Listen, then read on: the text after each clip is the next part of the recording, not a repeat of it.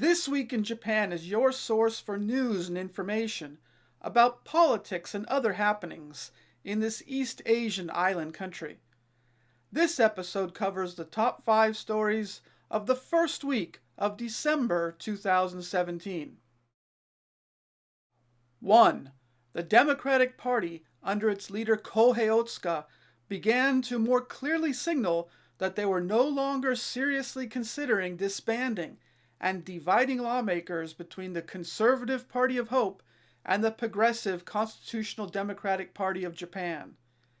Instead, they would attempt to revive their fortunes as a centrist political party, perhaps under a new name in 2018.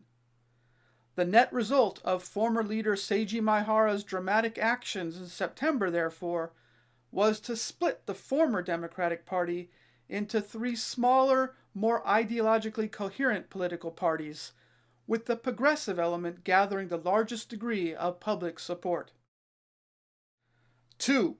Plans for the abdication of Emperor Akihito and the accession to the throne of Crown Prince Naruhito took more definite shape as the end of April and the beginning of May 2019 was set as the timing for the leadership change. There was also the suggestion that the accession would be accompanied by a 10-day-long national holiday. 3.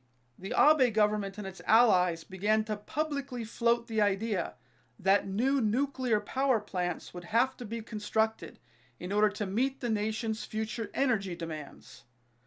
The most open suggestion in this regard came from Japan Business Federation Chairman Sadayuki Sakakibara, a close Abe ally.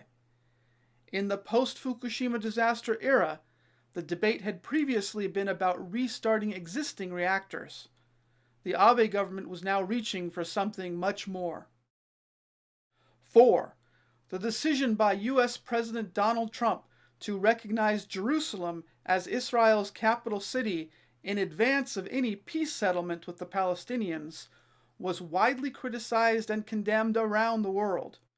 However, in line with the Abe administration's apparent policy never to criticize anything that Donald Trump does in order to flatter and please him, they allowed decades of Japanese policy on the Arab-Israeli conflict to be contradicted without a single word of protest. 5. The Japan Communist Party held a meeting of its Central Committee to assess the recent general elections and to map out its policies going forward.